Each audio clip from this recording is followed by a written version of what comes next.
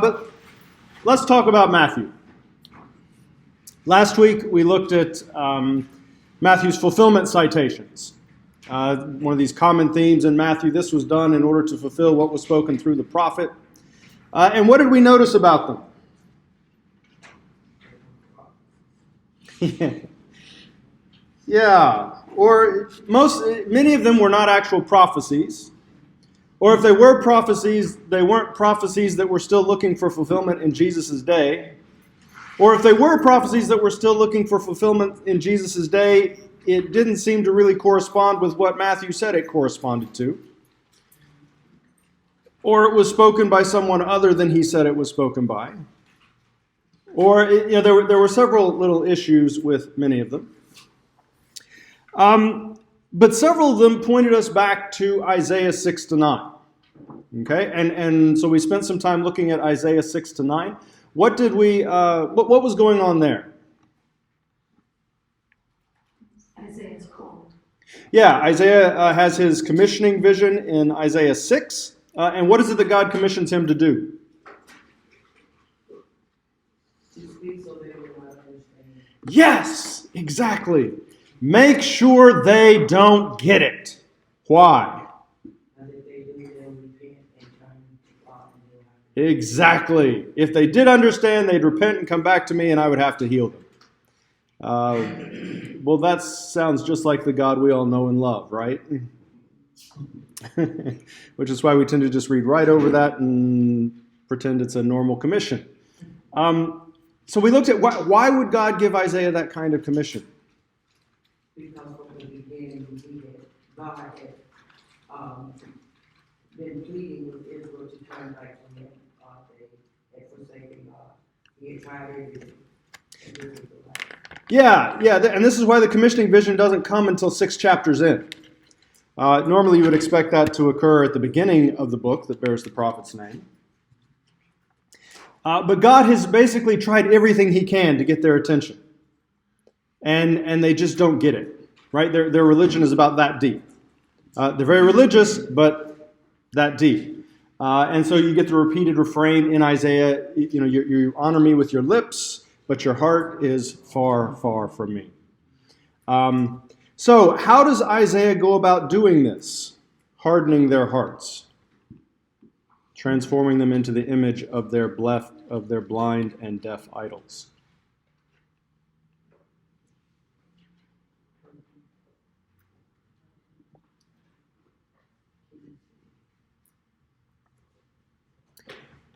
He uses a series of ambiguous sign children and sayings, right?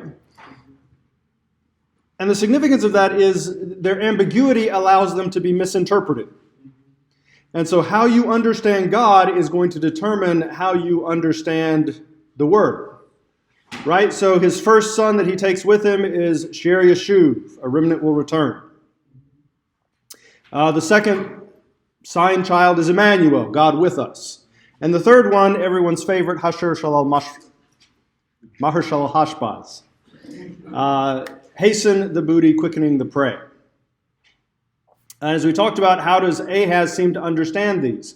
Well, he seems to understand them as, Israel has obviously gone astray. They're doing what God doesn't want them to do because they want to come and attack us. We're the remnant. We're the good people. God is with us, not with them.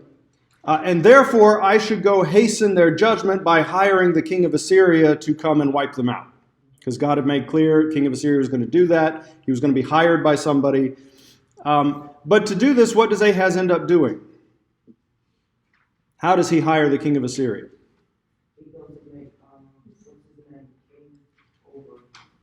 Yeah, he goes to Tiglath-Pileser and says basically, I am your servant, your son, and he gives him the gold and silver out of the temple treasury, and basically submits Jerusalem to a new king, which is exactly why God had said Israel and Aram's plan was not going to come to fruition, because that's what they wanted to do. They wanted to take over Judah and install a puppet king in his place.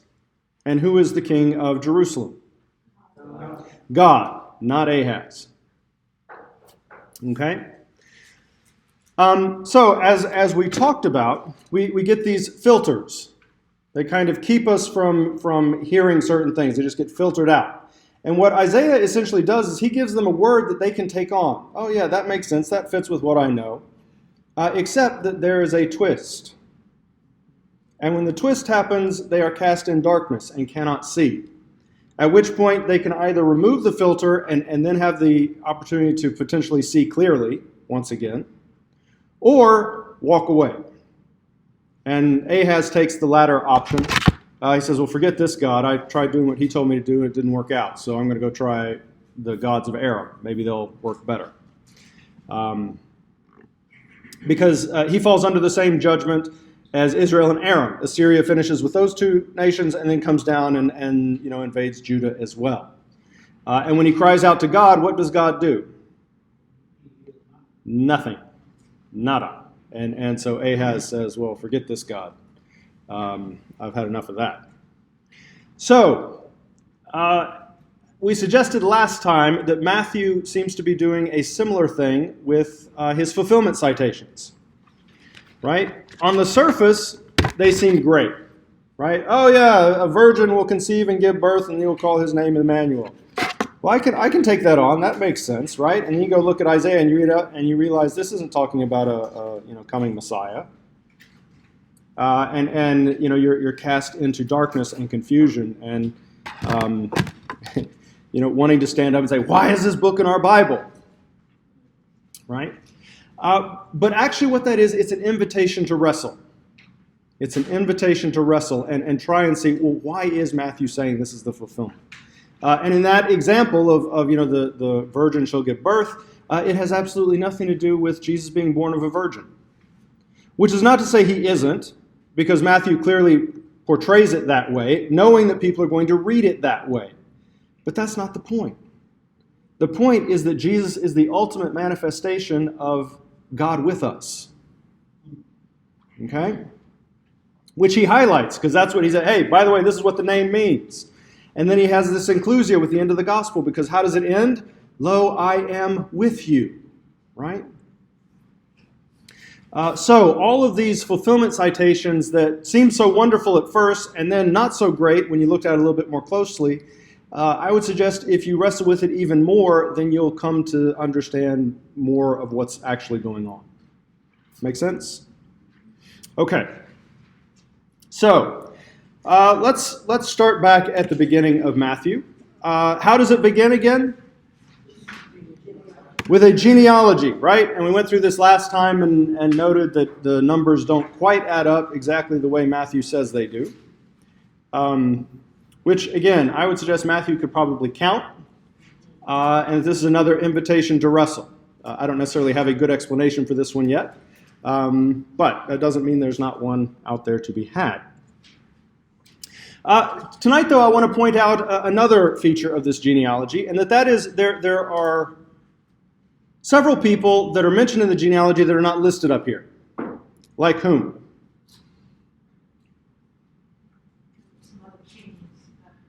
Well, there are people. Yeah, remember there were several around Uzziah that were left out. But Matthew actually names a couple other people that we didn't put on our list up here. Anyone know who they are? Yes, Tamar, Rahab, Ruth, and Uriah's wife. And of course, Mary, mother of Jesus. Now, what is unusual about this? Well, why are we mentioning the women? It wasn't customary that you would mention the women. And he doesn't do it for all of them. He doesn't mention all of the mothers, but he mentions these four, plus Mary. Why would he mention these four? Is there anything that these share in common?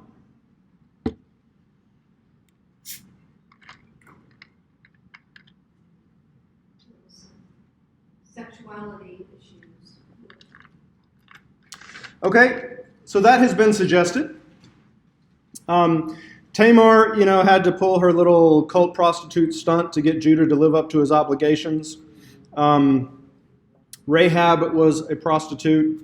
Uriah's wife, David, calls her in and commits adultery with her and then has to, get rid of Uriah. Ruth seems a little more wholesome. Depends on how you understand her uncovering of Boaz's feet on the threshing room floor. Maybe there's a little more interesting stuff going on there than the surface says. And Mary, of course, has the distinction of being impregnated by the Holy Spirit, which people tend to be a little skeptical about. So it's possible that what links all these women is the taint of sexual impropriety. But there could be another reason.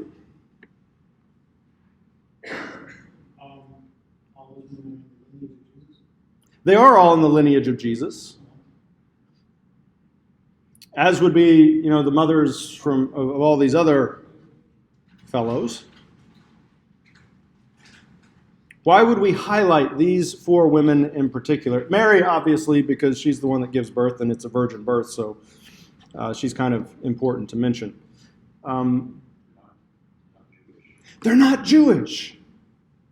They're not Jewish. Remember, Tamar was a Canaanite. Rahab as well. She was in Jericho. Ruth was from Moab. Bathsheba, we don't know where she was from, but who was Uriah? He was a Hittite, and maybe that's why he refers to her as Uriah's wife instead of Bathsheba. So it could be that he mentions them because they're all Gentile. In which case, what would Matthew be highlighting here?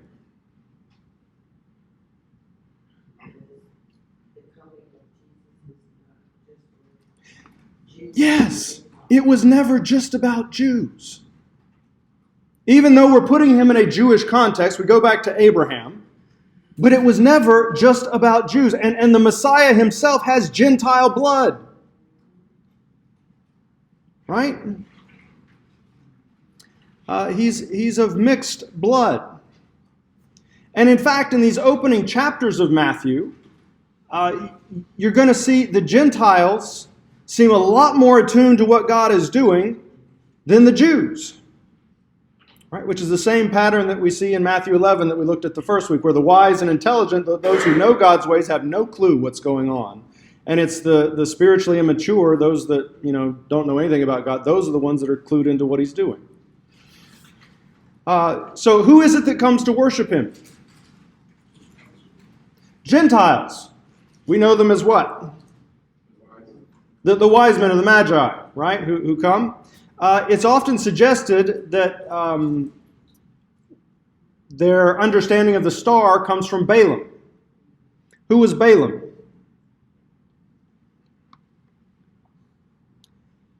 He's a prophet in the Old Testament. He's the one the donkey ends up talking to and rebuking. But he's a Gentile. Right? He's the one that the king comes and tries to get to come curse Israel, and then he can't do it because he can only speak what God gives him to say. So, although Matthew is clearly putting Jesus in a Jewish context, and he emphasizes Jesus' mission while he's here is to the Jews, it was never just about the Jews. It always had designs on Gentiles as well. And of course, how does the gospel end? Go into it, I am with you, but a little bit before that, go unto all the nations. Right? All power and authority have finally been given to me. Now you can go to the nations. Okay? All right. How is Matthew structured? Well, B.W. Bacon noticed that there are 5 large blocks of teaching in Matthew. And each one is followed by a when Jesus had finished saying. Okay? So, Matthew 5-7, which we know is the Sermon on the Mount, concludes with when Jesus had finished these words. Matthew 10 concludes when Jesus had finished giving instructions to his 12 disciples.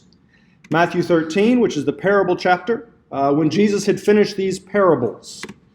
Matthew 18, when Jesus had finished these words. And Matthew 23-25, when Jesus had finished all these words. Okay? Most suggest that Matthew has probably cobbled together these sermons.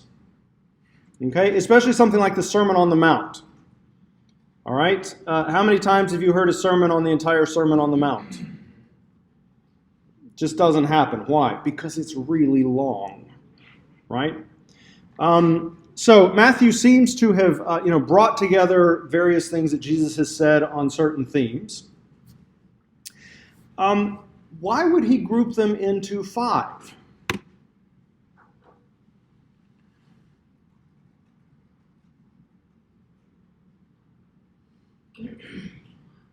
Think about the Jewish context. 5 big blocks of teaching.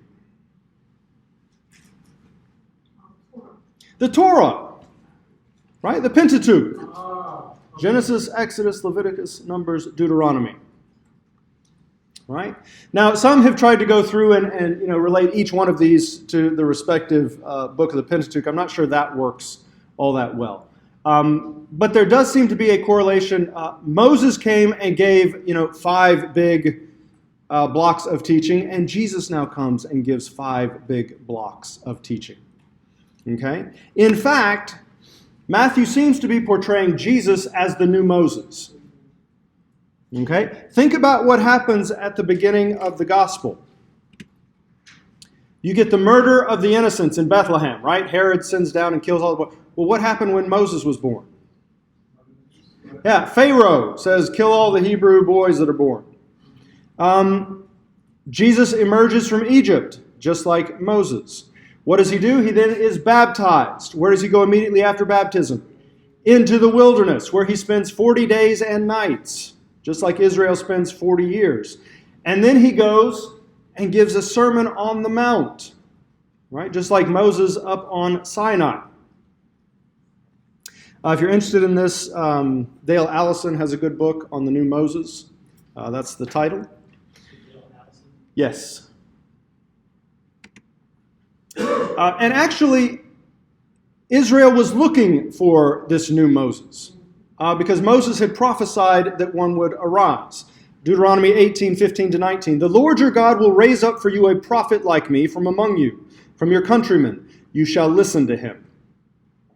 This is according to all that you ask of the Lord your God in Horeb on the day of the assembly, saying, let me not hear again the voice of the Lord my God. Let me not see this great fire anymore, or I will die. The Lord said to me, they have spoken well. I will raise up a prophet from among their countrymen like you, and I will put my words in his mouth, and he shall speak to them all that I command him. It shall come about that whoever will not listen to my words, which he shall speak in my name, I myself will require it of him. Okay? So Moses had prophesied that God was going to raise up a prophet like him, and that Israel had better listen to him when he shows up. Okay? And Matthew seems to be saying, hey, we found the guy. We have found the prophet like Moses. Okay? Let's look at the temptation account a little more closely.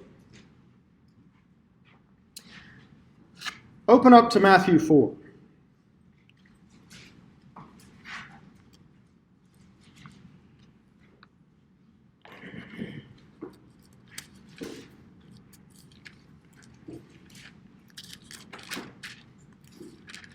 Now, if you remember Mark's temptation account, what was it like? Yeah, he went into the wilderness, he was tempted, and then we're done with that story. Let's move on. It's kind of like how he writes the whole time. He gives a story about Jesus calling him to the other side. It's like cutting dry. Yeah. He likes to move fast, gives you what you need to know, and we move on. Matthew spells it out a bit more. Okay? And then Luke follows Matthew. Luke records the same 3 temptations. The last 2 are reversed in order. But let's start with 4:1. Then Jesus was led up by the Spirit into the wilderness to be tempted by the devil. This is right after his baptism. And after he had fasted 40 days and 40 nights, he then became hungry. And the tempter came and said to him, if you are the Son of God, command that these stones become bread. But he answered and said, it is written, man shall not live on bread alone, but on every word that proceeds out of the mouth of God. Okay, let's stop there. What is the nature of this first temptation? What is the actual temptation? Is it wrong to eat? So why is that a temptation?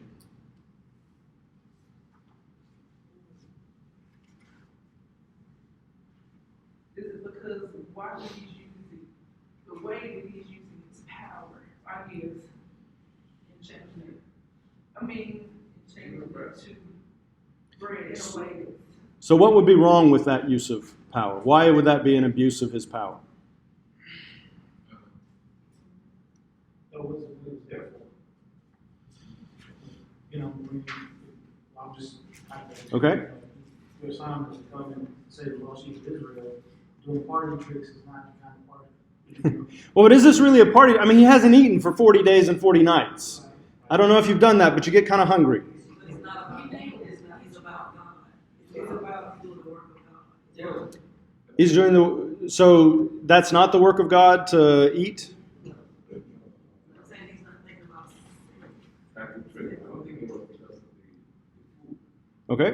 but the way Sidon presented his question. Okay. If you are the son, Yeah. if What is the temptation here? If you are the son of God. trying to Yes. Yeah, it's all about getting him to doubt who he is. And what is the last thing he heard God say? This is my beloved Son, with whom I am well pleased. Right? I mean, maybe you've had those kind of mountaintop experiences where God is close and you hear him speaking and it's very clear and oh, I know exactly what I got to do. And then, a couple days go by and it's not like caught up in the moment. And what happens? You start to think, well, was I just kind of getting a little emotional? Was I caught up in the moment? Was that really God or not? That's what happens to Jesus. Right? He has this tremendous experience where the Spirit comes down on him. This voice says, this is my beloved Son with whom I'm well pleased. And, you got to think, great, now we're going to start to see some stuff happen. And what happens? Nothing. Right? He goes into a wilderness for 40 days, 40 nights, doesn't even get anything to eat. And then at the end, after he's been through there 40 days of not hearing anything, there's this little whisper in his mind. Are you really the Son of God? If you are the Son of God, why don't you turn these stones into bread? Right? The temptation, it has nothing to do with whether or not you need food or use of power. It's getting him to doubt what God has told him. That's what the temptation is. And it's a temptation every one of us will face. There will come a time where God has told you to do something, or God has told you something about who He has created you to be, and you are not going to see any fruit out of that. And there are going to be people all around you, people probably in positions of Christian authority over you, saying, well, no, that wasn't God. And the question is, do you know His voice well enough to stand there and say, no, I know what I heard God say, and I'm going to stand here until I hear differently from Him, not you. Then he said also, he tempted him because he was in a weakened state. And if he was ever going to get him to doubt, it would be right now. Yeah. I mean, it doesn't happen at the beginning of the wilderness experience. He waits until he's and again, 40 days, he hasn't heard anything. Where are you? I thought we were like good now. Right? And then, those little voices that start creeping in. If you are.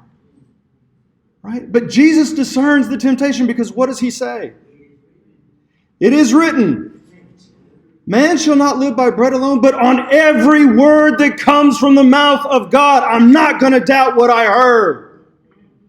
Right? Now, where is that from? It's from Deuteronomy.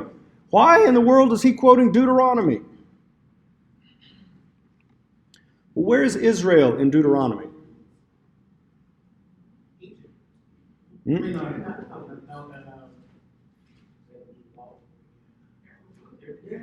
They're in the wilderness. Where in the wilderness?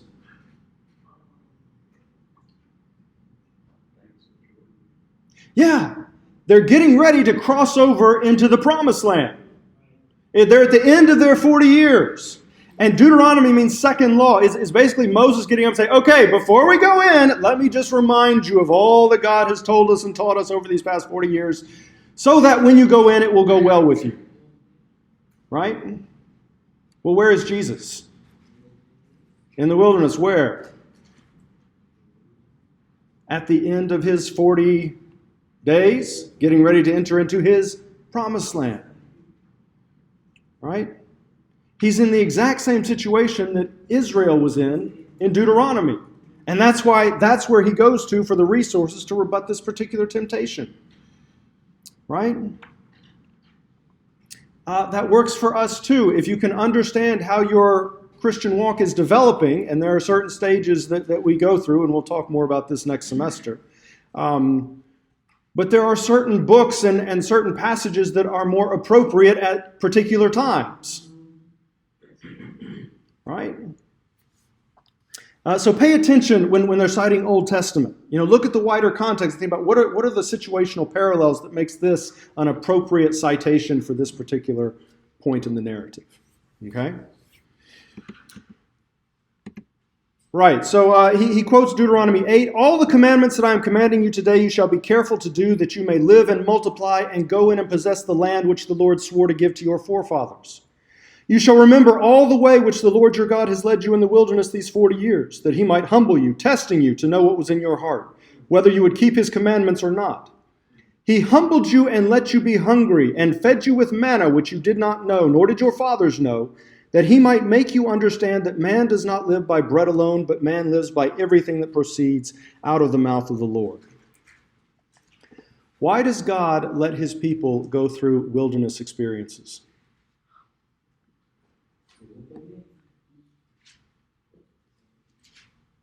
Where is the real danger for Israel?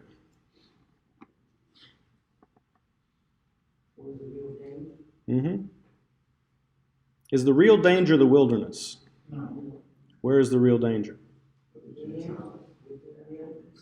No. The danger is the promised land. What's the danger? The danger is not when things are going badly, because then you have no choice but to trust God. Right? The problem is when things are going well. Because when things are going well, you tend to kind of stop listening. Yeah. And God may be trying to get you, hey, I need you to go over here. Whoo, God is really blessing this ministry. I'm so glad I'm here. I'm just going to stay here. Because it's going so well. Right? He says he takes them he lets them be hungry. He lets them experience the hardship so they can know in a time when they have no choice but to trust him and see him come through, so that when they do have a choice, they'll know it's always better to listen to his voice and do what he's telling you to do, even if things seems to be going pretty well right here. Does that make sense?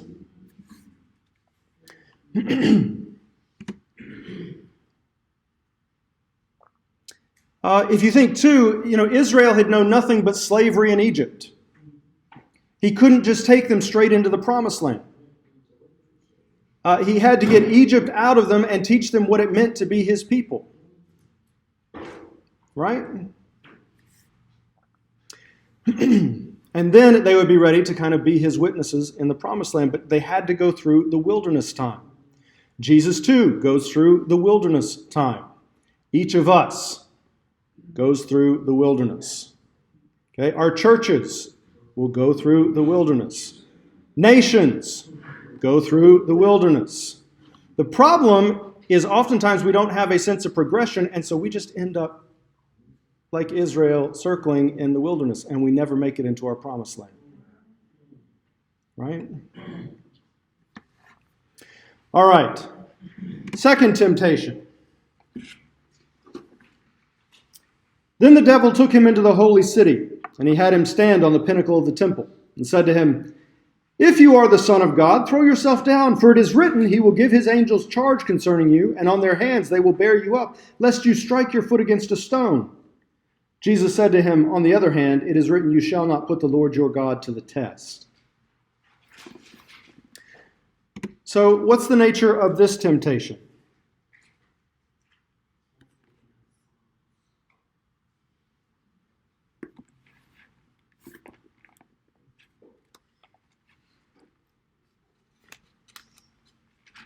What is the temptation here? And how does this build on the one that came right before? The devil takes into a holy city. Not just a holy city, but the holy city, which is what? Jerusalem.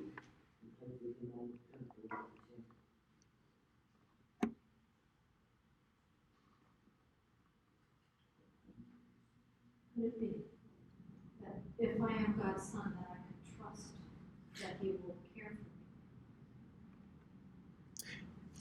me? Yes, but it's even more than that. It's even more than that. First, notice again how Satan starts. If you are the Son of God. So we're still, picking at this little scab. This doesn't look like sonship, really. And now, what did Jesus say right before? No, I'm going to trust what God has said, right? You live by every word that proceeds out of the mouth of God. So what does it say? Okay, you want some words of God? Here's some words of God. He will give his angels charge concerning you, and they will bear you up. Right? And then how does Jesus respond?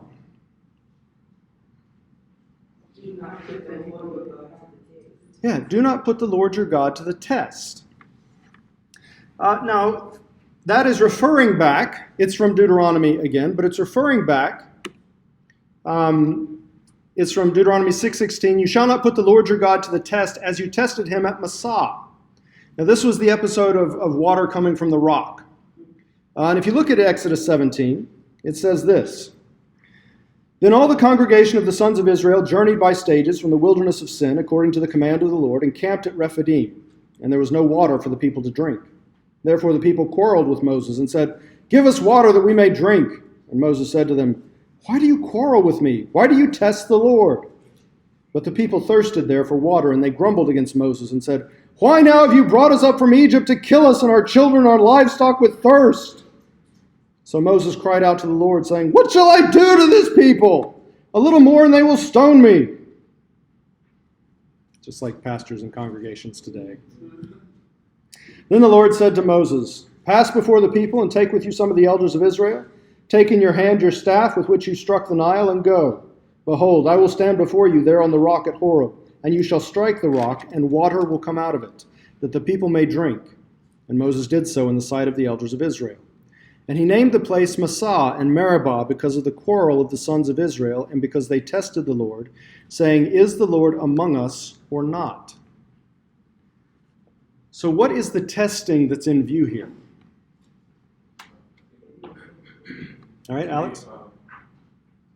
Because, the devil, what he's saying here in 5:6 is the truth. Jesus, God, you won't fall, because the devil will happen. But then you were trying, to me now, my interpretation will be, you're going for 40 days to be in power. Now, test and see what you believe can work. If you think it can work, see what it can work. Yeah, and remember, this still goes back to the initial question, if you are the Son of God. Right? And so far, we've really seen absolutely no evidence of that since the baptism and the voice. Right? He's just been wandering in wilderness, which is not a very fun place to be, and he hasn't had anything to eat for 40 days and 40 nights. The temptation here is to try to force God's hand in order to prove the question. Right? Okay, God, you told me to do this. If you're really behind me, have at least 5 people come to the service tonight. Right? And then I'll know that, I can continue standing firm. It doesn't work that way. It doesn't. God is true to his word, but he is true in his way and on his time, and we can't force his hand in order to satisfy our doubts. Does that make sense? Because it's liable to fail, and then what? Then what do you do?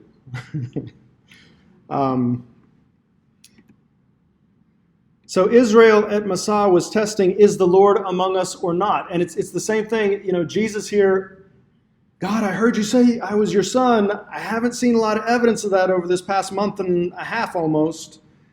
Well,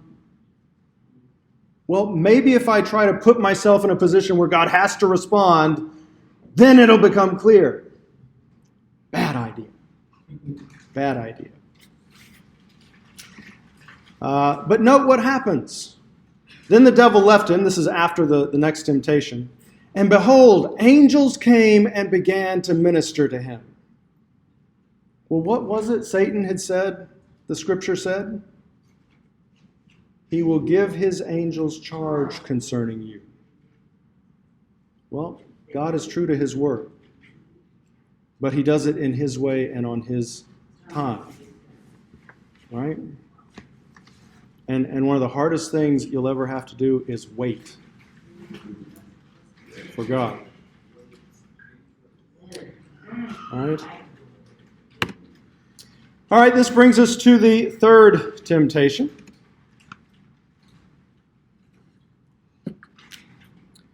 Back in Matthew.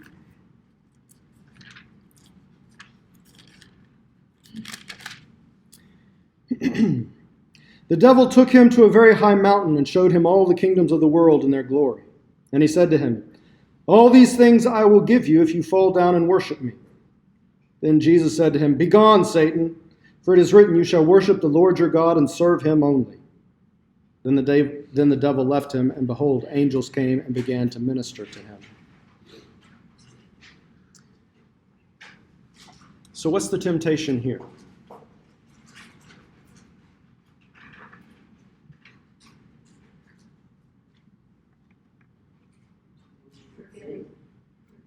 Forget why he was son.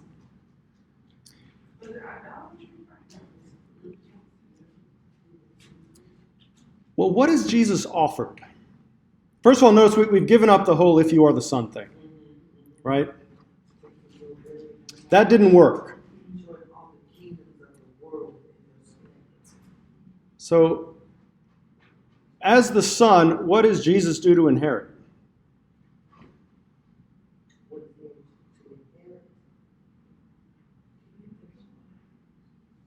Well, all the kingdoms of the world, right? I mean, at the end, all power and authority. So go into the nations because, I've got the power and authority now, and right? So what is Satan offering him? His inheritance, right? And here's the thing. You've got to know who's offering. If you see the wilderness as just a time that you have to get through in order to get whatever blessing you've been promised, all somebody has to do to get you to fall is come up and offer you that blessing.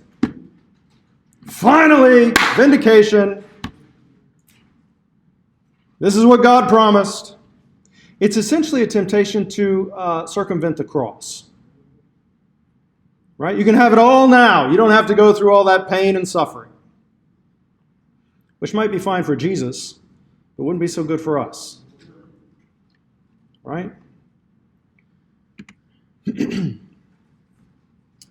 Jesus refutes this one again from Deuteronomy. Then it shall come about when the Lord your God brings you into the land which he swore to your fathers, to give you great and splendid cities which you did not build, and houses full of all good things which you did not fill, and you eat and are satisfied, then watch yourself that you do not forget the Lord who brought you from the land of Egypt out of the house of slavery. You shall fear only the Lord your God, and you shall worship him and swear by his name. Right? Again, what's the danger? It's not the wilderness, because in the wilderness you're forced to depend on God. The danger is once you get into the promised land. Because there's an awful lot of good stuff in the promised land. But good is often the best or the worst enemy of best. Okay?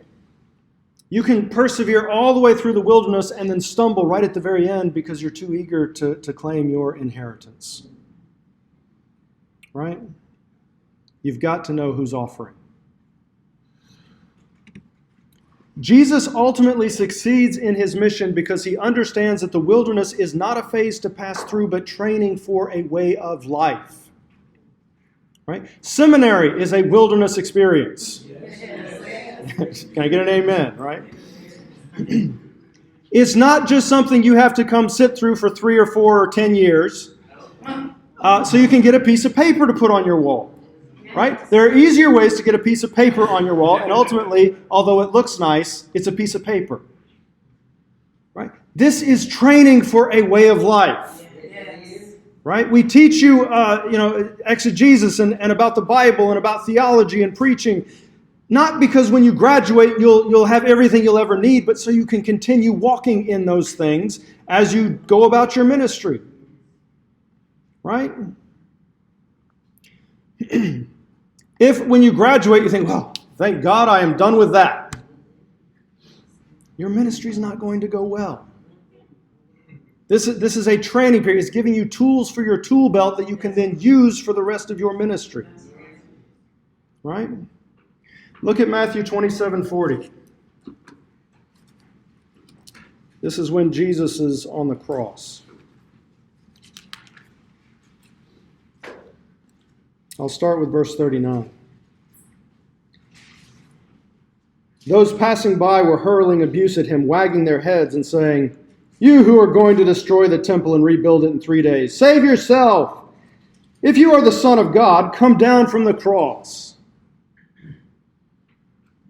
He saved others, he cannot save himself. He's the King of Israel. Let him now come down from the cross, and we shall believe in him. Who are the people channeling? Satan. If you are the Son of God, come down. You know that's got to be tempting. Right? The very people he came to save are nailing him up there and saying, what a weakling. You have all these high and mighty claims. If you're so good, why don't you come down? And you know what? He could have done it. He could have done it. Again, it might have been better for him. Wouldn't have been so good for us. Right? Why is he able to stay up on that cross? He knows who, and he learned the lesson of the wilderness. That victory was won here, not then. Does that make sense? And because he knew who he was, he didn't have to prove it.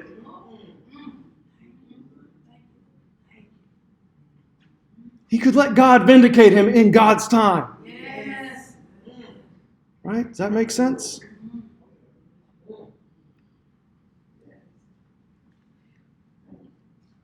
Temptation is when you're in the promised land and you can get down off that cross if you want to. Which again, might seem like it's better for you. But here's the big key to Christianity. We're all in this together.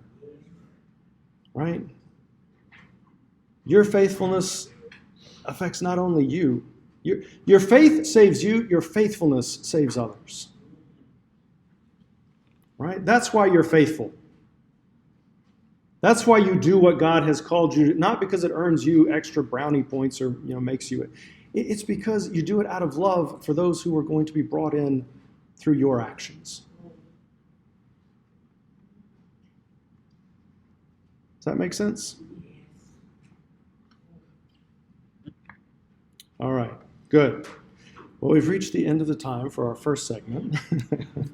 So we will pause here. All right. You may remember before the break we were talking about Matthew. We had finished going through the temptation account, where Jesus is particularly tempted to doubt what he has heard. And again, that is the prime temptation of the wilderness. The prime trial or test of the wilderness is, do you fear God or do you fear those around you? Or are you going to listen to what he's saying, or are you going to listen to what the people around you are saying? Okay? Well,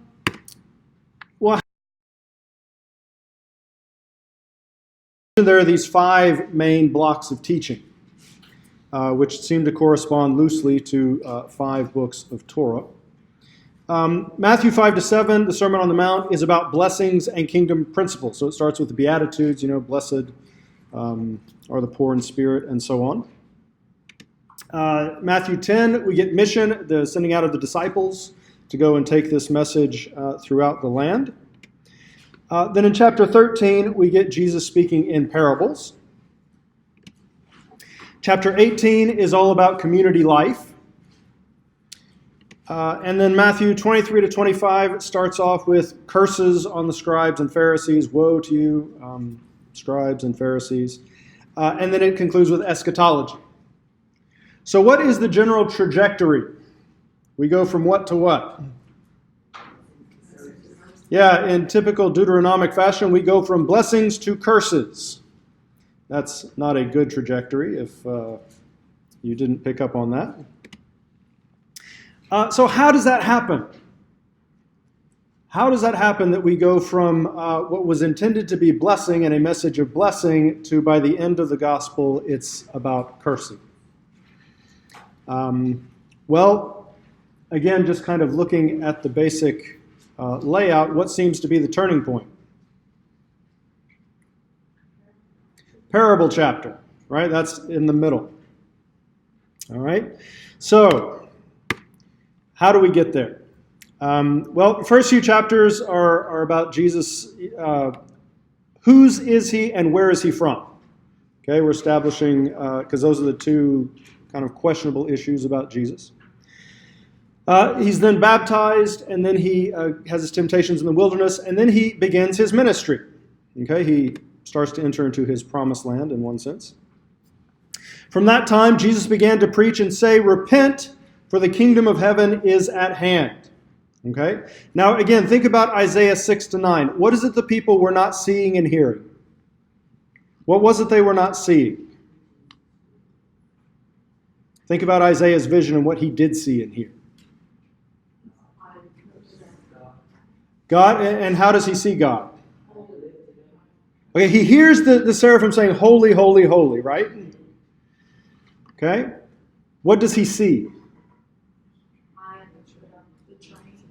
And seated on the throne. On the throne. So what the people don't seem to get in Isaiah's day, kingship and holiness. Well, what is Jesus' gospel message in Matthew? Repent. What does that correspond to? Holiness, right? For what? The kingdom of heaven is at hand. Right? So the same 2 concerns in Matthew that we saw in Isaiah. Holiness and kingship. Okay? He then says, Jesus was going throughout all Galilee, teaching in their synagogues and proclaiming the gospel of the kingdom and healing every kind of disease and every kind of sickness among the people. Okay? We get a similar sounding statement in chapter 9. 9:35. Jesus was going through all the cities and villages, teaching in their synagogues and proclaiming the gospel of the kingdom and healing every kind of disease and every kind of sickness. You see the parallel? It's pretty clear. This is what we call an inclusio. In Mark, we kind of called it a Markan sandwich. The more general term for it is an inclusio.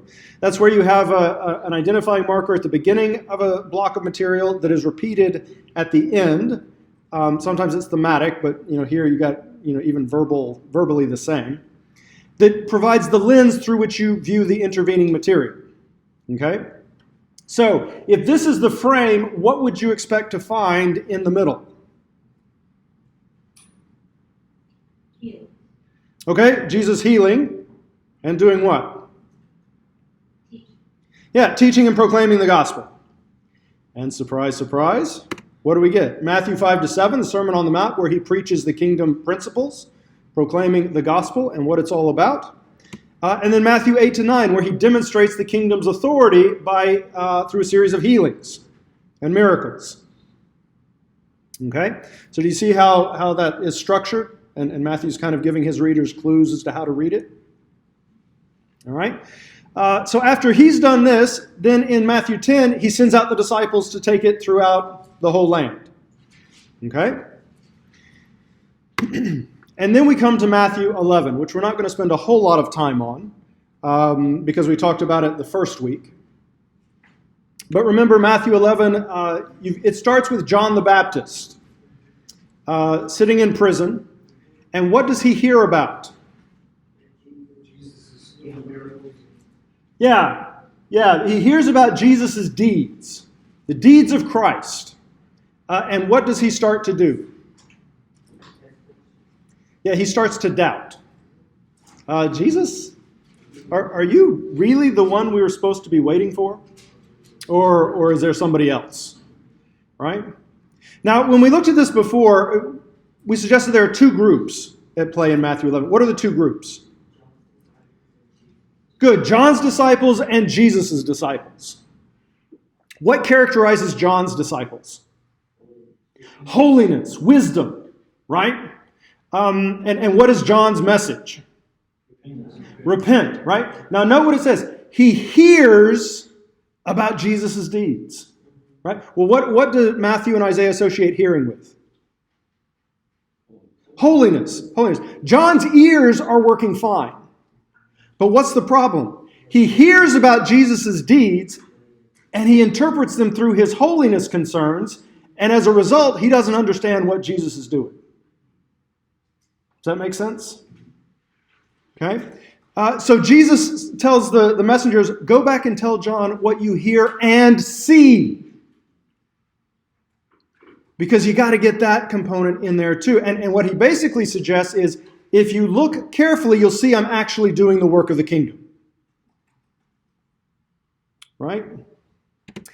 He then talks to those who went out into the wilderness to see John. So these are going to be John's followers who, like John, are kind of, I'm not sure about this Jesus guy. He preaches a good message, but his deeds just don't live up to this. Right? And how does he start? What did you go out to see? Something he repeats several times. And then he concludes his little speech to them by saying, let those who have ears hear. Right? Because John's group, their ears are working really well. They hear the message to repent and they internalize it. But they're not seeing correctly. They can hear but not see. And so he's trying to help them, through their ears, fix their eyes. Does that make sense? And he's basically explaining why his ministry and John's ministry look so different if they're actually on the same page. And the answer is that they play different roles. John's role was to be the one who came to prepare the way. Right? And he says, in fact, he's not just any prophet, he is the prophet.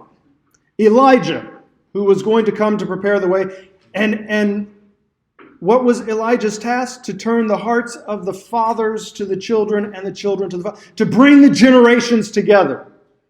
Right? Well, if you remember Matthew 25 and following, it talks about what? The wise and the infants. Right? Jesus is doing the same thing. Bringing the generations together. Because if they don't come together, it's not going to go well for either one of them. Right? We then get the parable about this generation. One more thing about John.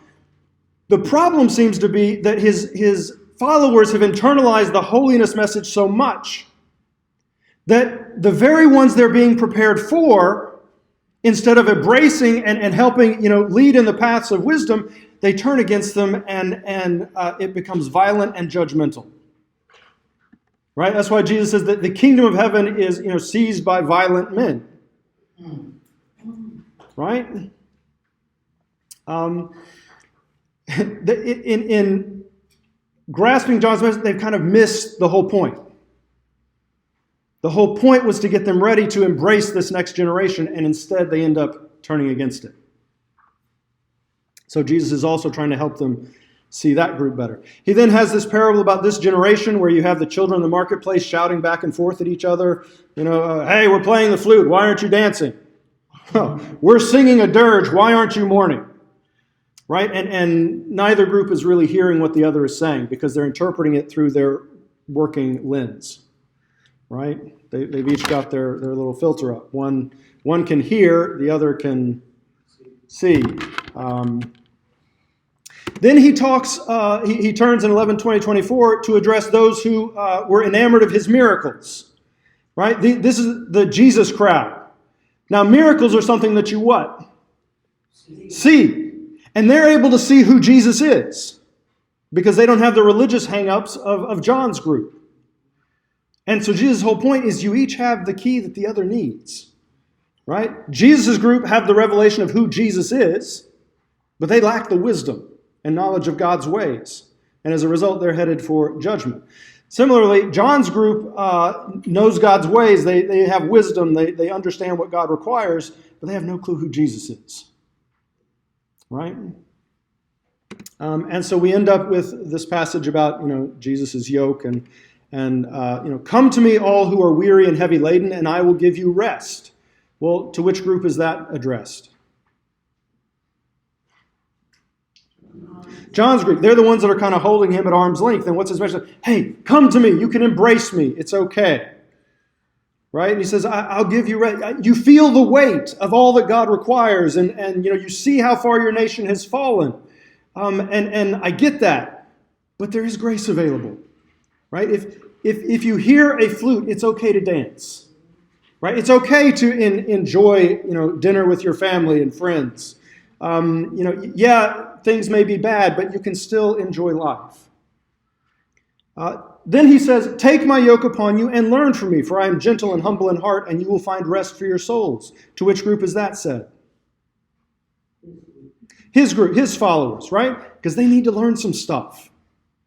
Yeah, they can discern who Jesus is, but they have no clue what God is calling them to do and how to walk in his ways. And as a result, their sin is leading them straight into judgment. Okay?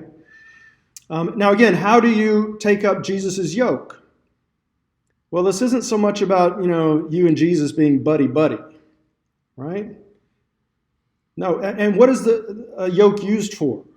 Well, it's usually put over 2 oxen to keep them going straight, right? So that when this one starts to veer off to the left, this guy can, get back over here. And when this one starts to veer off to the right, because that's what we do naturally, right? We tend to go towards, our natural tendencies and associate with those who feel the same way. That's why we need those in whom Christ manifests differently. Because they'll be able to see and hear things that we can't because of our filters. And we'll be able to see and hear things that they can't. Right? And together, if we can figure out how it all fits together, it will keep us going straight. Right? Now, how do you know, if you're on this other side, how you find a good yoke partner, someone whom Christ is truly manifesting? Well, you look for someone who's gentle and humble in heart as opposed to violent and judgmental. Right? That's how you identify whom Christ is truly manifesting in and those who are just, not going to be helpful. Right? The violent who are seizing the kingdom. So, we need wisdom. We need revelation. And God has so constructed this to his great delight that means we need one another. Right? We are interdependent. We are interdependent. All right? So, now we start to get a bit of a shift. Okay? Throughout the first 10 chapters, Jesus has been proclaiming the kingdom clearly and demonstrating its authority. And what's the problem? People are responding, but they're either holding him at arm's length or they're responding with great enthusiasm and about that much depth. Right? And so just like Isaiah doesn't get his commission until 6 chapters in, because you got to kind of set the stage. So Jesus has had 10 chapters of proclaiming things and doing things clearly, and it's not producing the right result.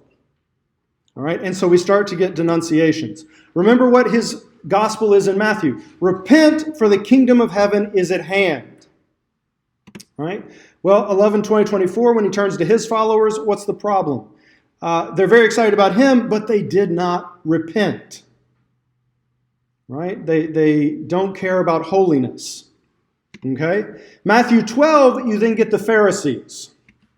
You get escalating tension with the Pharisees. They accuse him of exorcising by Beelzebul. That's how he's doing all this. He's doing it by demonic spirits. To which Jesus says, well, hey, say what you want about me, but blaspheme the Holy Spirit, and that's never going to be forgiven. Not looking good for the Pharisees.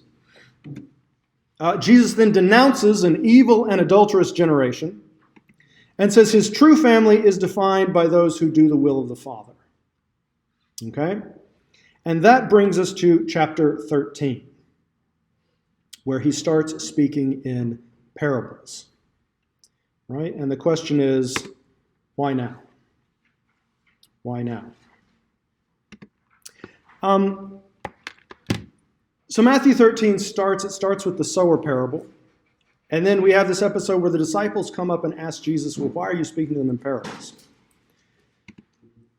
Matthew says, therefore I speak to them in parables because while seeing they do not see and while hearing they do not hear, nor do they understand. Now where's that language coming from? Isaiah, good. You should be able to hear those echoes by now.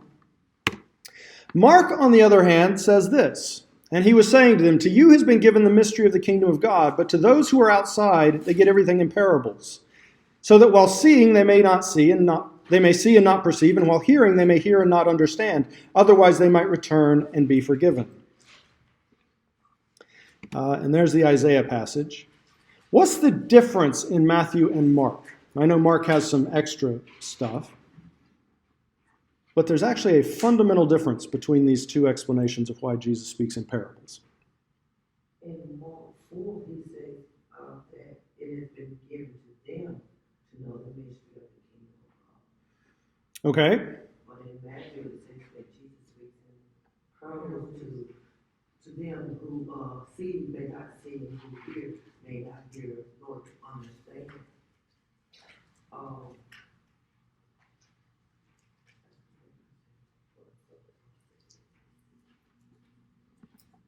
Right? So in both cases, those who are on outside are getting things in parables. Right? Why, according to Matthew, why do they get parables on the outside? Mm-hmm. That's Mark. Matthew. It's up here on the screen.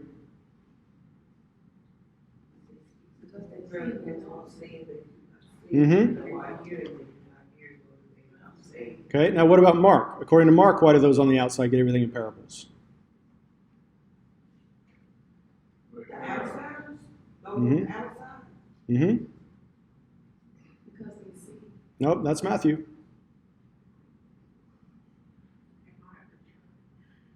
How do I know whether you're talking about Matthew or Mark?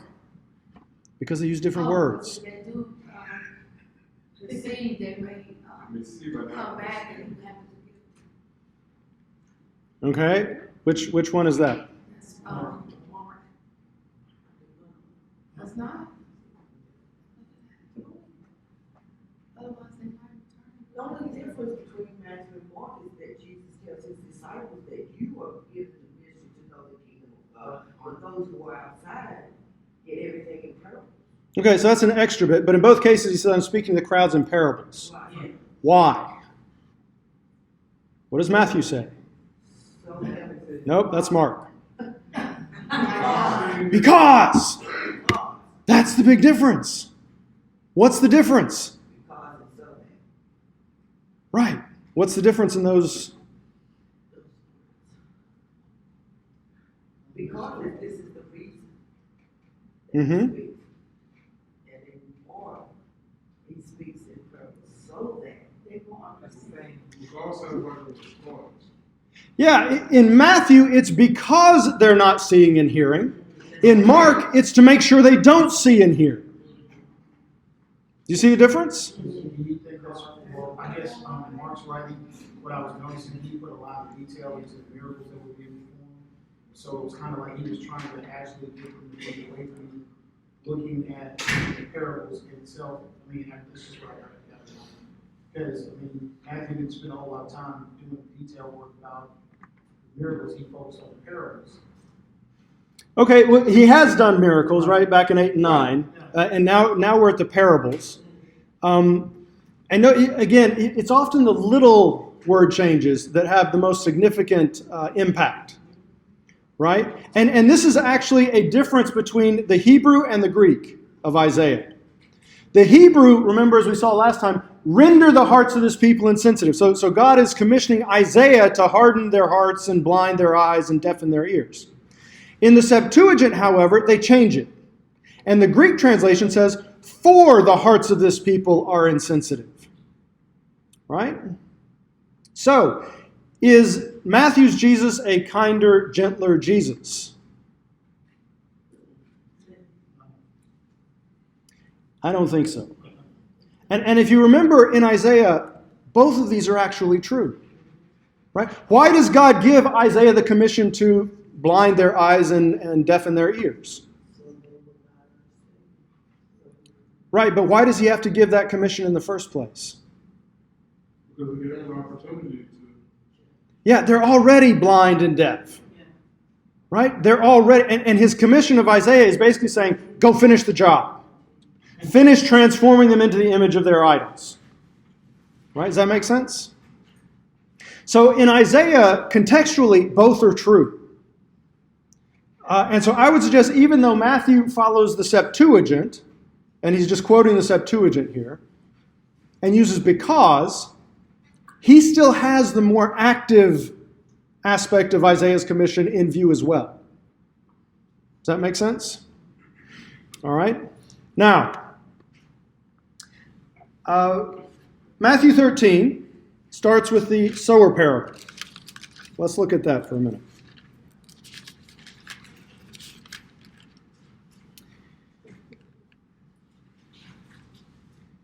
On that day, Jesus went out of the house and was sitting by the sea. Great multitudes gathered to him, so that he got into a boat and sat down, and the whole multitude was standing on the beach. He spoke many things to them in parables, saying, Behold, the sower went out to sow, and as he sowed, some seed fell beside the road, and the birds came and ate them up. Others fell upon the rocky places where they did not have much soil, and immediately they sprang up because they had no depth of soil. But when the sun had risen, they were scorched, and because they had no root, they withered away. And others fell among the thorns, and the thorns came up and choked them out. And others fell on the good soil and yielded a crop, some 100-fold, some 60, and some 30. He who has ears, let him hear. And the disciples came and said to him, Why do you speak to them in parables? And he answered and said to them, To you it has been granted to know the mysteries of the kingdom of heaven, but to them it has not been granted. So he also has this bit in there. For whoever has, to him shall more be given, and he shall have an abundance. But whoever does not have, even what he has shall be taken away from him. Therefore I speak to them in parables, because while seeing they do not see, and while hearing they do not hear, nor do they understand. And in their case, the prophecy of Isaiah is being fulfilled, which says, You will keep on hearing, but will not understand, and you will keep on seeing, but will not perceive. For the heart of this people has become dull, and with their ears they scarcely hear, and they have closed their eyes, lest they should see with their eyes and hear with their ears, and understand with their heart, and return, and I should heal them. But blessed are your eyes, because they see, and your ears, because they hear. For truly I say to you that many prophets and righteous men desired to see what you see and did not see it, and to hear what you hear and did not hear it. Hear then the parable of the sower. When anyone hears the word of the kingdom and does not understand it, the evil one comes and snatches away what has been sown in his heart.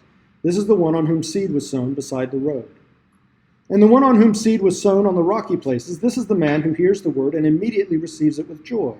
Yet he has no firm root in himself, but is only temporary. And when affliction or persecution arises because of the word, immediately he falls away. And the one on whom seed was sown among the thorns, this is the man who hears the word, and the worry of the world and the deceitfulness of riches choke the word, and it becomes unfruitful. And the one on whom seed was sown on the good soil, this is the man who hears the word and understands it, who indeed bears fruit and brings forth some 100-fold, some 60, and some 30. Okay? Now note, it says right after that, he presented another parable to them, saying, The kingdom of heaven may be compared to a man who sowed good seed in his field. Who is the them to which he's presenting the parable?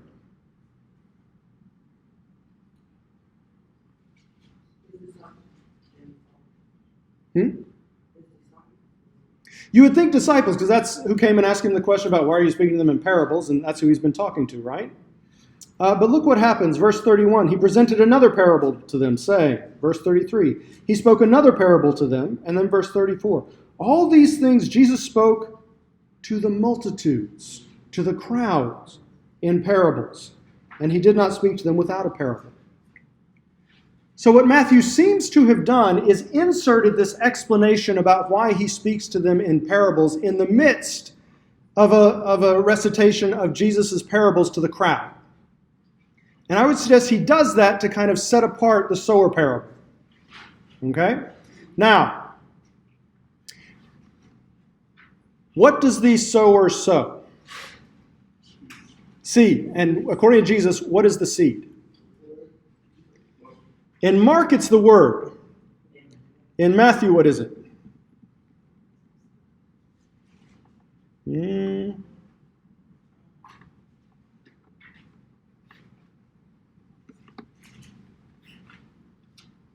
Verse 19.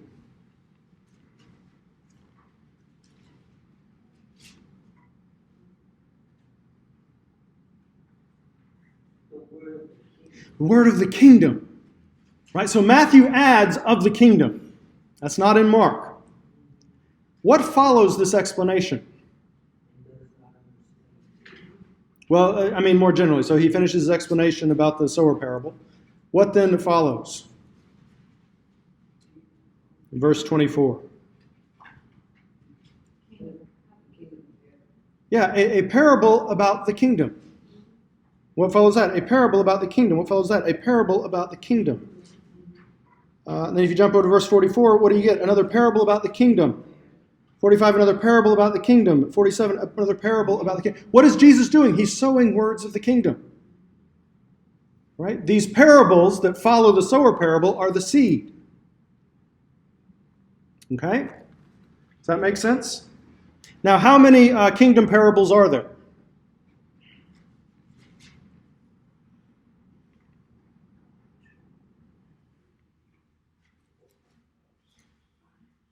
Close.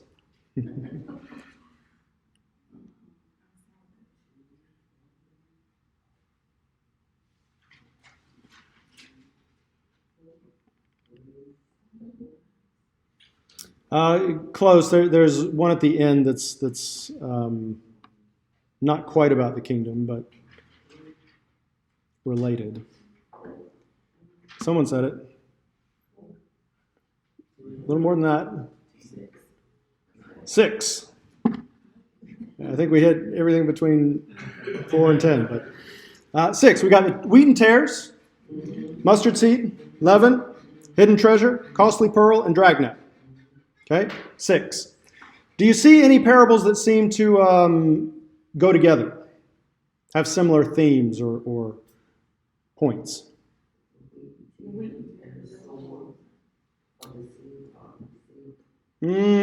Wheat and tare, they both have an agricultural kind of theme, but they don't seem to make the same The parable of point. the weeds and the wheat and the parable of the yeast. Which one with the parable of the yeast? And he told another parable to the kingdom of heaven is like a yeast that a woman took and mixed with. Right, and which parable do you say is like that one? Yeah, the mustard seed is the one that it seems pretty close to. I mean, both involve kind of something spreading out and all of that. So those two seem to go together. What others seem to go together? Okay, good. The treasure and the pearl. They're both about something really costly, but it's worth it. You got to give up everything, but it ends up being worth it. All right. And then what are the two that are left?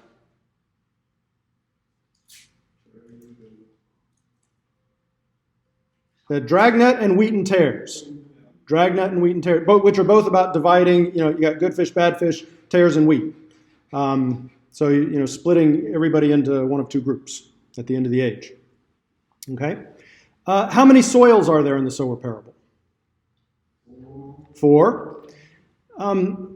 What unites the first two?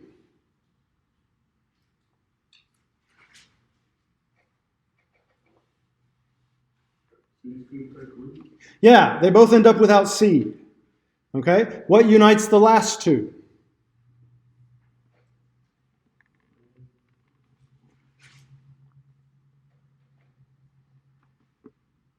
represent opposite ends of a spectrum. What's the spectrum? Yields nothing, yields. Yeah, fruitfulness.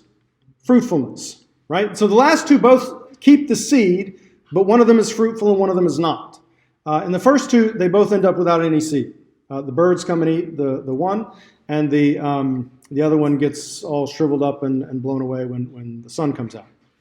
So, just to tie all this together, of the 4 soils in the parable, 2 end up without any seed. The final 2 are linked by a concern with fruitfulness. The sower sows words of the kingdom. Jesus then follows this parable with 6 parables of the kingdom.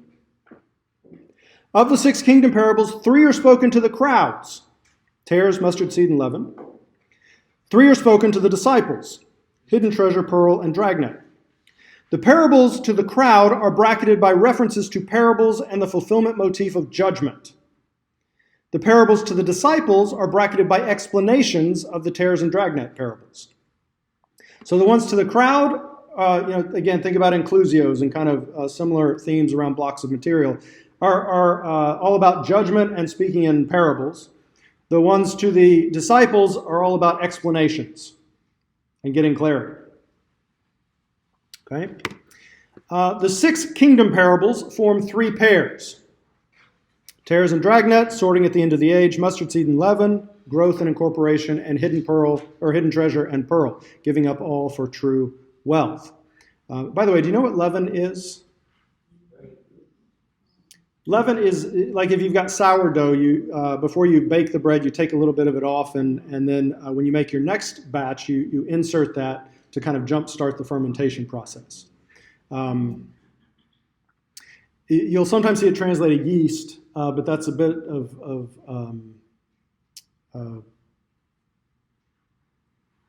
chronological issue because they didn't know about yeast back then. It is related to yeast, but that's something that wasn't discovered till 19th century. So, now, what is the sower parable doing? Well, I suggest the 4 soils correspond to 4 groups of people and each of these pairs of parables. So the Pharisees represent the hard soil beside the path where the seed has no root at all, just gets picked off. The crowds represent the rocky soil. Okay, those who have responded to Jesus with great enthusiasm, but it's that deep, right? They're not repenting, they're not listening to his message. The disciples correspond to the thorny soil, and Jesus corresponds to the good soil. Now, let's look at these parables to the crowds. Mustard seed, you looked at that one for your weekly task. What is that parable about? What point is it trying to make? I'll read it for you so it's fresh in your mind. The kingdom of heaven is like a mustard seed, which a man took and sowed in his field. And this is smaller than all other seeds, but when it is full grown, it is larger than the garden plants and becomes a tree, so that the birds of the air come and nest in its branches. So it's, I guess, showing the effect of the gospel or the word as the seed being planted and what takes place, I guess, over time. Okay, good. So kind of don't despise the day of small beginnings, because it may look like we're a small group now, but this is going to go global, and maybe the birds or Gentiles are even going to come in the tree, and yeah, that's not what it's about. But that's what you'll read in most commentaries, right? This parable is about impending judgment, right? It's not about blessing at all. And the key to seeing that, first of all, do mustard seeds typically grow into trees? No, they become little shrubs. And this is another place where Matthew has changed Mark. Parables are a lot like dreams. So when you see things that don't correspond like that, it's probably significant. Okay? This is an allusion to the Old Testament, which this birds nesting, in the branches, which, by the way, where did we just see birds of the air? In the sower parable. And what do they represent there? Yeah, demonic spirits that come and pluck the seed up before it can take root. Is it a good thing you got birds of the air nesting in your tree? Probably not. Probably not a good thing. So, but the way he's phrased this, the birds of the air will come and nest in its branches, is an allusion to the Old Testament. Anybody know where?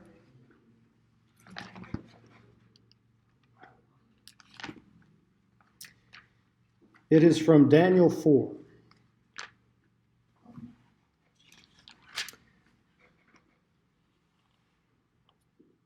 Which reads, Nebuchadnezzar, the king, to all the peoples, nations, and men of every language that live in all the earth, may your peace abound. It has seemed good to me to declare the signs and wonders which the Most High God has done for me. How great are his signs and how mighty are his wonders. His kingdom is an everlasting kingdom, and his dominion is from generation to generation. I, Nebuchadnezzar, was at ease in my house and flourishing in my palace. I saw a dream, and it made me fearful, and these fantasies as I lay on my bed and the visions in my mind kept alarming me. So I gave orders to bring into my presence all the wise men of Babylon, that they might make known to me the interpretation of the dream. And they come, but they can't do it, and so finally he summons Daniel. Okay? And then in verse 10, Now these were the visions in my mind as I lay on my bed. I was looking, and behold, there was a tree in the midst of the earth, and its height was great. The tree grew large and became strong, and its height reached to the sky, and it was visible to the ends of the whole earth. Its foliage was beautiful, and its fruit abundant, and in it was food for all. The beasts of the field found shade under it, and the birds of the sky dwelt in its branches. That's the phrase. And all living creatures fed themselves from it. I was looking in the visions in my mind as I lay on my bed, and behold, an angelic watcher, a holy one, descended from heaven. He shouted out and spoke as follows, Chop down the tree and cut off its branches. Strip off its foliage and scatter its fruit. Let the beasts flee from under it, and the birds from its branches. Yet leave the stump with its roots in the ground, but with a band of iron and bronze around it, in the new grass of the field. And let him be drenched with the dew of heaven, and let him share with the beasts in the grass of the earth. Let his mind be changed from that of a man, and let a beast's mind be given to him, and let 7 periods of time pass over him. This sentence is by the decree of the angelic watchers, and the decision is a command of the holy ones, in order that the living may know that the Most High is ruler over the realm of mankind, and bestows it on whom he wishes, and sets over it the lowliest of men. Okay? And then Daniel interprets the dream. Skip to verse 20. The tree that you saw, which became large and grew strong, whose height reached to the sky and was visible to all the earth, and whose foliage was beautiful and its fruit abundant, and in which was food for all, under which the beasts of the field dwelt, and in whose branches the birds of the sky lodged, it is you, O king. For you have become great and grown strong, and your majesty has become great and reached to the sky, and your dominion to the end of the earth. And in that the king saw an angelic watcher, a holy one, descending from heaven and saying, Chop down the tree and destroy it, yet leave the stump with its roots in the ground, but with a band of iron and bronze around it in the new grass of the field. And let him be drenched with the dew of heaven, and let him share with the beasts of the field until 7 periods of time pass over him. This is the interpretation, O king, and this is the decree of the Most High, which has come upon my lord the king. That you be driven away from mankind, and your dwelling place be with the beasts of the field. And you be given grass to eat like cattle, and be drenched with the dew of heaven. And 7 periods of time will pass over you until you recognize that the Most High is ruler over the realm of mankind, and he bestows it on whomever he wishes. So what is it Nebuchadnezzar has to learn? Well, what about who God is? He has to learn to recognize God's kingship. Right? God's kingship. And in that it was commanded to leave the stump with its roots of the tree, your kingdom will be assured to you after you recognize that it is heaven that rules. Right? You are not the true king, God is. All this happened to Nebuchadnezzar the king. 12 months later, he was walking on the roof of the royal palace of Babylon. The king reflected and said, Is this not Babylon the great, which I myself have built as a royal residence by the might of my power and for the glory of my majesty? Don't say that, by the way. While the word was in the king's mouth, a voice came from heaven saying, King Nebuchadnezzar, to you it is declared, sovereignty has been removed from you. You will be driven away from mankind, and your dwelling place will be with the beasts of the field. You will be given grass to eat like cattle, and 7 periods of time will pass over you until you recognize that the Most High is ruler over the realm of mankind and bestows it on whomever he wishes. Okay, that happens. Verse 34, at the end of that period, I, Nebuchadnezzar, raised my eyes toward heaven, and my reason returned to me, and I blessed the Most High and praised and honored him who lives forever. For his dominion is an everlasting dominion, and his kingdom endures from generation to generation. So what is the significance of the tree that grows huge and has birds of the air nesting in its branches? Well, it's a tree that's about to come under judgment because it doesn't recognize God's kingship. Right? Does that make sense? Okay. What about the leaven parable?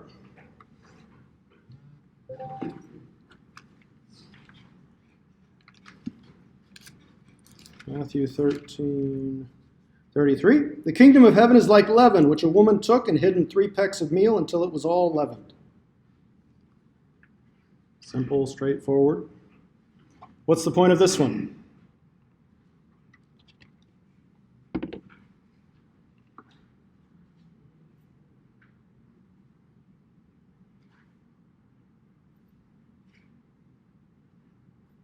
Well, it's often suggested that it's the same thing, it's going to spread throughout the whole world. And the problem is that leaven is always a negative sign in Jewish thought. It's always a symbol of sin and corruption. And particularly what sin? Well, what does leaven do? It puffs up. So it's particularly good for representing pride. Right? A little bit of sin, a little bit of pride, and it's going to spread through the whole thing. Well, what is this saying? The whole batch is corrupt. Which again means what's about to happen? Judgment. So what do we have? We have ambiguous parables. How are the people going to hear them? In their superficial understanding of Jesus and his work. Well, they're going to hear them just like each of you has interpreted them.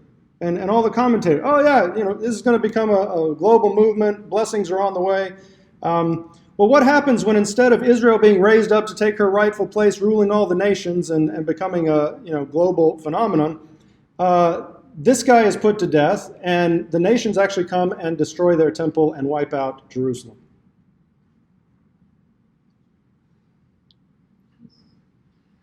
They're cast into darkness. And even what understanding they had is taken away. You see how the parables do that? And why he says to those who don't have, even what they do have will be taken away?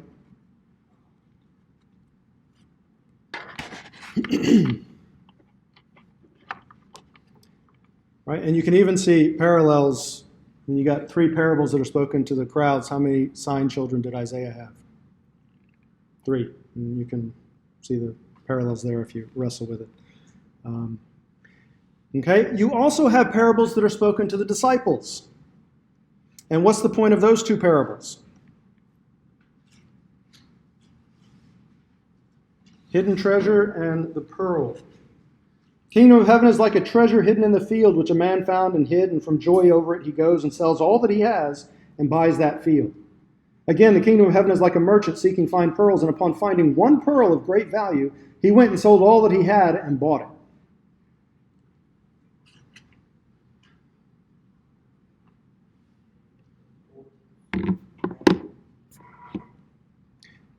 Basically, go all in on the kingdom.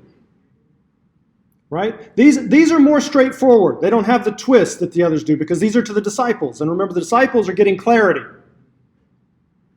The parables are spoken to the crowds to make sure they don't understand. Because they've got these filters up and they're not hearing what Jesus is saying. Right? And what is it that chokes out the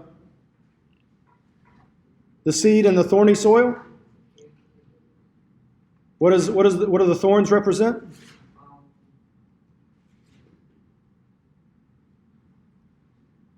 The deceitfulness of wealth. Deceitfulness of wealth. And what are both of these parables about? Wealth. Wealth. Which means if you want to become good soil, it has a lot to do with what you do with your money. right? But these are clear parables, and their purpose is to give them what they need to help transform them into good soil, right? So what is the purpose of these parables? Well, it's basically to force people off the fence. You're either going to become tares or wheat, good fish or bad fish. There's not going to be any more being able to sit in the middle. Which means when you start to see a society become polarized, you know that judgment is near. Not that we would know anything about that in this country. Right? Does that make sense? And you see how he has set up the sower parable as kind of a guide to how to read the rest of the parables in the chapter? Okay? Now he concludes this parable chapter by asking the disciples, have you understood all these things? And we're not in Mark, so of course they say, yes, of course, we understand. And then Jesus has one more. He says, therefore, every scribe who has become a disciple of the kingdom of heaven is like a head of a household who brings out of his treasure things new and old. Now, what does that mean? And what is the role of this scribe of the kingdom? Well, you remember that parable of the mustard seed that grows into this large tree and the birds of the air come and nest in its branches? Something old. Oh, yeah, he really missed it on that one. That didn't happen at all. No, actually, you misunderstood. Here's what it was really about. Something new. It was about the judgment that was about to fall on us because we didn't recognize God's kingship. Hey, you remember that parable about the leaven that the woman worked into the loaf and something old? Yeah. Boy, he was way off on those parables. Actually, that's not what it was about. It wasn't about blessings coming and spreading throughout the whole world. It was about judgment that was about to fall because we were all corrupted with sin. Hey, you remember the fulfillment citation that, Jesus' birth was to fulfill what was spoken according to the prophet, that the virgin will conceive and give birth and you'll call his name Emmanuel, something old. Yeah, well, I went back and read Isaiah. It's not talking about that at all. Yeah, you misunderstood what point he was making. It's not about a virgin at all. It's about Jesus as the ultimate manifestation of Emmanuel. Something new. Right? The role of the kingdom scribe. And the parallel after the explanation of the tares parable says this, then the righteous will shine forth as the sun in the kingdom of their Father. He who has ears, let him hear. What happens is when the darkness hits, that's when those who have persevered through can then start to shine a light that hopefully these people will now be able to see if they're willing to remove their filter. Does that make sense? Isaiah 9, the people who walk in darkness will see a great light. Those who live in a dark land, the light will shine on them. So Matthew, in his gospel, is operating as a scribe of the kingdom. Okay, he's constructed this parable chapter, for example, in such a way that you can figure out what Jesus actually meant with his parables. Oh, that's alluding back to Daniel 4. Oh, the leaven is a symbol for bad things, and those are spoken to the rocky soil. Right? At the same time, he's also employing the same method with his fulfillment citations. Right? Which is the same thing that Isaiah did with his ambiguous prophecies and sign children. Okay? And all of this is to try to get through to a people who have had these filters up and cannot hear what God is trying to get them to hear. Cannot see what he's trying to get them to see. Does that make sense? Any questions about that? All right. Quickly, Jesus enters into Jerusalem. Matthew 21, the crowds going ahead of him and those who followed were shouting, Hosanna to the Son of David. Blessed is he who comes in the name of the Lord. Hosanna in the highest. When he had entered Jerusalem, all the city was stirred, saying, who is this? And the crowds were saying, this is the prophet Jesus from Nazareth in Galilee. Right? Now, have you heard that, the same people who cheered him on Sunday, 7 days or however many days later were, shouting, crucify him. Two different groups in Matthew, at least. Right? Who's the group that is opposed to him?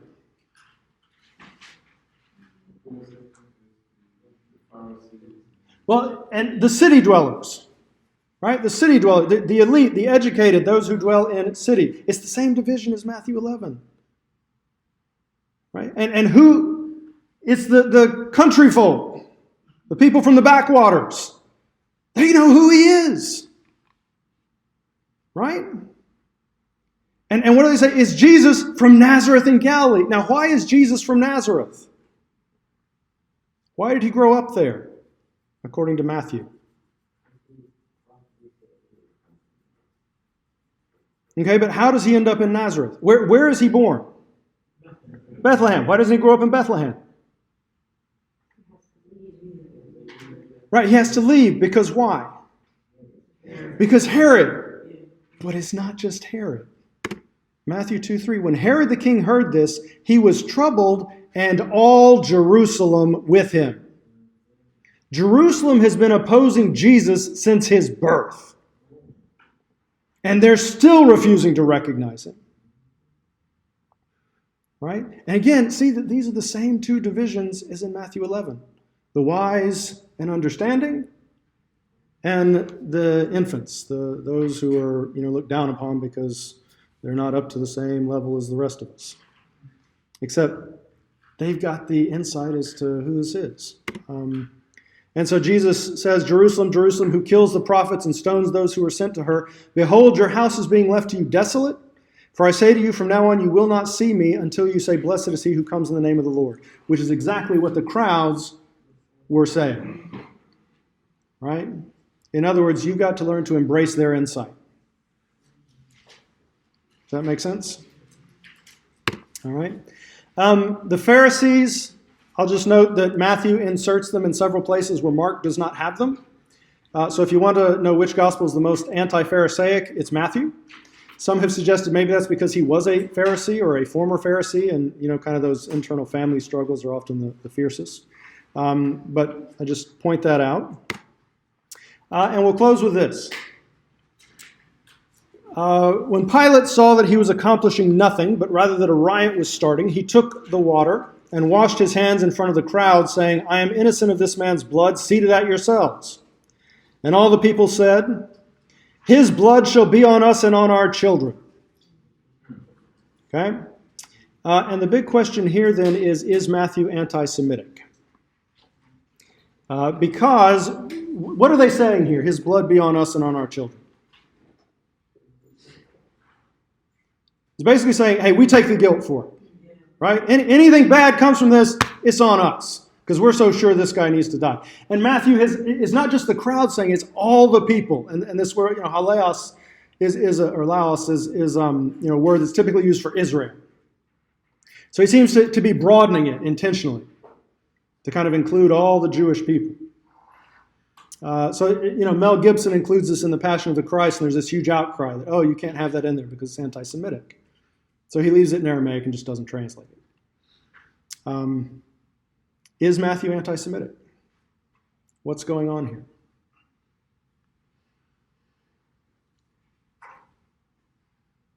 Well, what does blood signify in Jewish thought? Yeah, Leviticus 17:11, for the life of the flesh is in the blood, and I have given it to you for making atonement for your lives on the altar.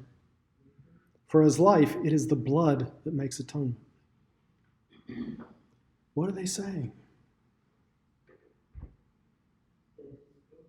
They're calling for the ultimate atoning blood to be on them and their children. I would suggest this is not a condemnation. This is a word of hope for Israel. It's not what they mean. But there's one final twist in Matthew. And this time, instead of blessing turning out to be judgment, judgment turns out to be a blessing. Because where they think they're taking on the guilt, they're actually taking on the ultimate redeeming blood.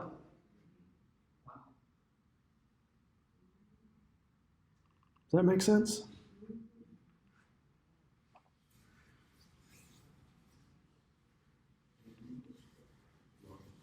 All right. Any questions about that? Yes. If you read it from the context of Matthew, you would think that it's a curse that he putting on himself. Right. That's what they mean it as. And what I'm suggesting is that this is one final twist. Matthew's been full of twists, right? Nothing is as it seems in Matthew. But whereas before it's always been, you think it's blessing and it turns out to be judgment. Here, this one final time, they think it's judgment and it turns out to be blessing. Right? And actually it's a word of hope for the Jewish people. All right? Okay. Thank you. Have a good break.